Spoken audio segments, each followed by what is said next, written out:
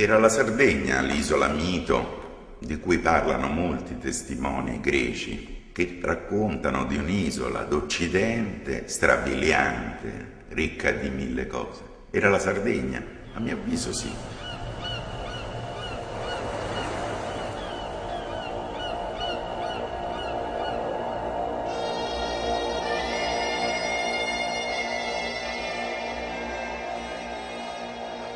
L'astrofisico della Normale di Pisa, Vittorio Castellani, in un libro che si chiama Quando il mare sommerse l'Europa, faceva vedere due cartine, Gibilterra e il canale di Sicilia. Però erano diversi da oggi.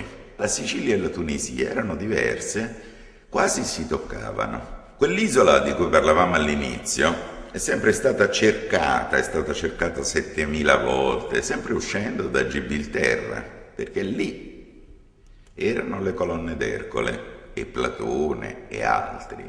Ci dicono che era al di là delle colonne d'Ercole. A me il dubbio è venuto sulla posizione delle colonne d'Ercole.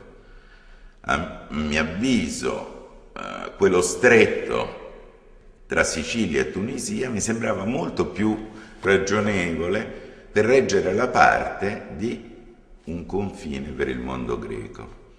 Platone ha più di 80 anni quando scrive la fantastica e tristissima vicenda dell'isola di Atlante.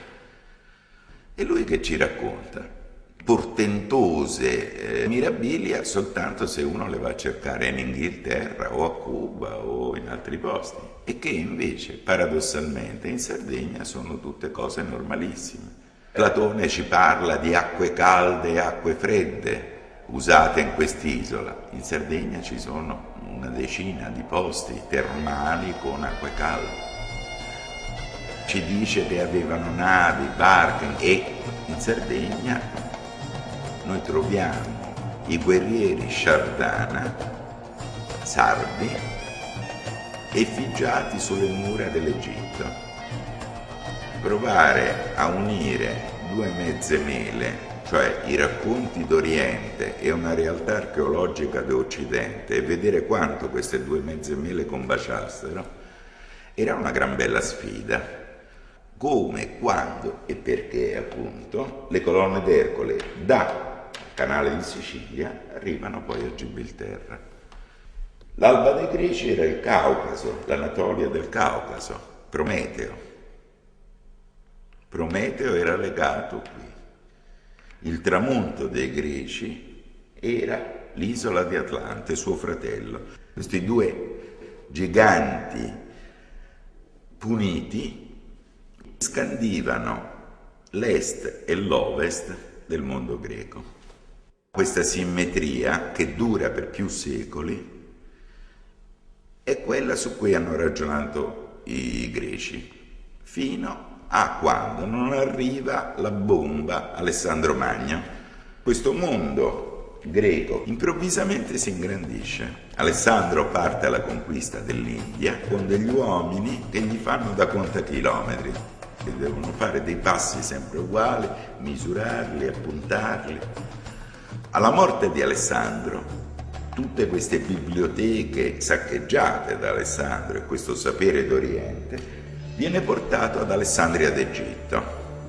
Il gran bibliotecario di Alessandria d'Egitto nel 200 si mette in testa di ingrandire quel mondo, quelle mappe, aggiornarle e quindi arrivare fino al Gange da una parte e dall'altra prende le colonne d'Ercole, che probabilmente erano piazzate a Malta o in questa zona qui, e le fa slittare sul 36esimo parallelo fino a Gibilterra. Con questa semplice operazione, direi grafica e cartografica insieme, si espelle dal Mediterraneo per secoli tutti i racconti antichi per ambientarli nell'Oceano Atlantico di oggi. Questo dubbio non era venuto a nessuno, perché poi Alessandria era, diciamo, la NASA di allora. Di fatto la Sardegna che negli anni 50 per metà era ancora in Chador. È un'isola quasi d'Oriente messa in Occidente. Perché quel paradiso del secondo millennio diventa a un certo punto un inferno di malaria nel primo? Anche qui gli antichi raccontano la stessa cosa. Platone ci dice che venne colpita quest'isola occidentale da terribili cataclismi marini. Omero ci dice che per la colpa di aver accompagnato Ulisse a casa, Poseidone colpirà l'isola con un suo schiaffo, e vuol dire sempre uno tsunami, un'onda nomade. Il capitano trovi queste cose marine, sono fanghi, laghi salati, e però ogni tanto trovi anche dei reperti straordinari, come quello che ha trovato Giovanni Lilliu nel suo paese natale, a Varumini. Varumini è una torre megalitica, bellissima, era sotto 30 metri di fango.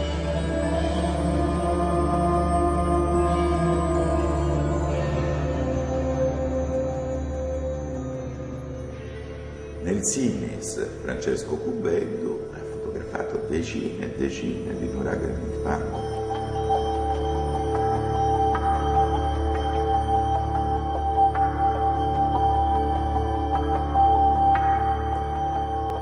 Hanno ragione gli antichi che il mare ha fatto il matto lì e ha bloccato una civiltà di navigatori in un popolo che il mare l'ha rifiutato fino a pochi decenni fa, che se ci arrivavi nel secondo millennio era Manhattan,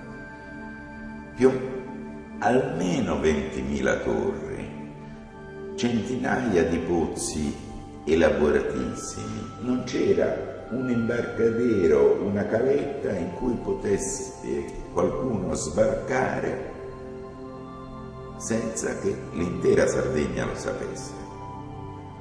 Allora cosa sono queste due Sardegne? Fatto sta che la storia della Sardegna sulle coste finisce. Troviamo questa parte centrale della Barbaccia, però poi noi troviamo una storia sulle alture dove il mare non arriverà mai più. Io penso che la storia della Sardegna si sia interrotta con quel cataclisma e che continui sugli Appennini. Adesso ci saranno delle analisi geologiche che daranno questa certezza. Comunque l'avventura è agli inizi.